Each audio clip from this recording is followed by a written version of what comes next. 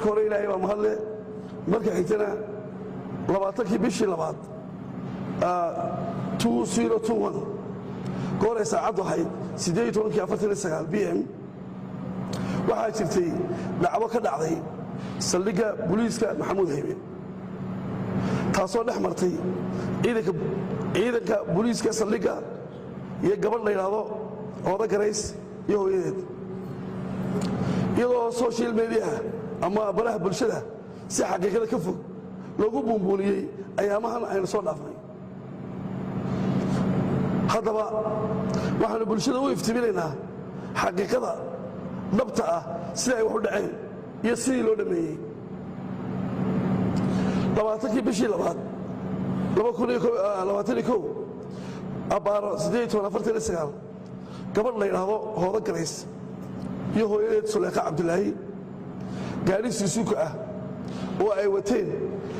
ayaa si xoog ah ku soo galay saldhigga booliiska Maxamuud Haybe goor gobol ku dhacay kala joogsan waayay askarigii waardiyaha ka ahaa oo qori ku hayay nasiib wanaag askarigii xabad kuma ridin markii ay istaagtay kadib askarigii wuxuu ku yidhi dib u qaad gaadhiga oo baarka ka dhig iyadoo ka dhaga adeegtay inay gaadhigii dhigto baarkinkii uu askarigu u cayimay kadibna goobtii kaga degtay baabuurkii xaggii saldhiggana u dhaqaaqday askarigii ayaa soo qabtay shalmadda kuna yidhi gaadhiga gal oo dib u qaad kadibna askarigii ayay dhirbaaxo u dadejisay askarigii ay dhirbaaxday isagoon far saarin ayaa waxaa la hadashay gabadh askariyad ah oo waalidaha ka mid ahayd iyadiina way la dagaalantay dhaawacna way gaadhsiisay faldambiyeedkaasi siduu u dhacay oo kooban waa sidan number 1 si maqiiqan ayay waalidihii saldhigga u soo gashay iyadoo gaadhigii wadata number 2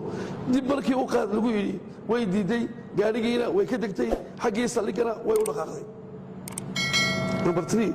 askarigii waalidiha ahaa ee gaadhka dib u qaad ku yidhina way dharbaaxday number 4 askariyadii ka qabo istrina way la dagaalantay wayna dhaawacday halkaa markay marayso hooyadee dagaalka ayay ka qayb qaadatay askarigii kalena waa la dhaawacay intii ay dagaalkan ku jireen ayay xagtimaha soo gaadheen Ooda Garays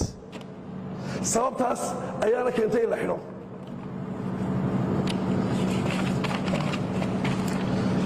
xariga kadib waxaa ciidanka booliiska u yimid odayaasheedii oo uu ka mid yahay caaqilkeedii waxay ka garaabeen falkii khaladka ahaa ee ciidanka booliiska lagula kacay haaligelinna way ka bixiyeen wixii meeshaa ka dhacay waxaanay codsadeen in loo sii daayo eedaysanayaasha waxaanay ballan qaadeen in aanay wax dambe oo khaldaad ah ku samayn doonin ciidanka booliiska taasoo ku cad nootaayada sharciga ah ee halkan aan idinka tusayo iyagoo oo miyirkooda iyo maankoodaba qaba ayay hooda iyo hooyadeedba saxiixeen nootaayada sharciga ah oo lagu sii daayay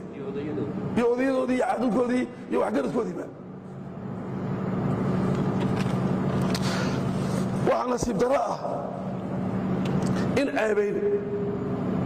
iyo sumcadilis loo geliyo baraha bulshada ciidanka booliiska iyadoo aan ciidanka booliiska waxba laga weydiinin ilaa hadda oo xafiiskii uu taliska ciidanka booliiska sameeyey cabashada xitaa mayna imanin oo aan la iman xitaa ilaa iminka halkaas waxaa ka cad in ujeeddada laga leeyahay ay tahay in ciidanka booliiska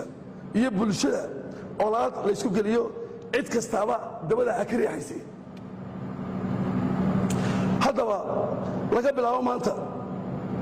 cidna ka yeeli mayno aflagaado ceebayn kutubasho sharci iyo kala dilista booliiska iyo bulshada ay dadka qaar caadaysteen shaqana ka dhigteen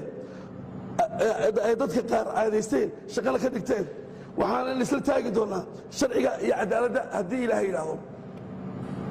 arrintan hooda garays iyo hooyadeedna garsoorka iyo cadaaladda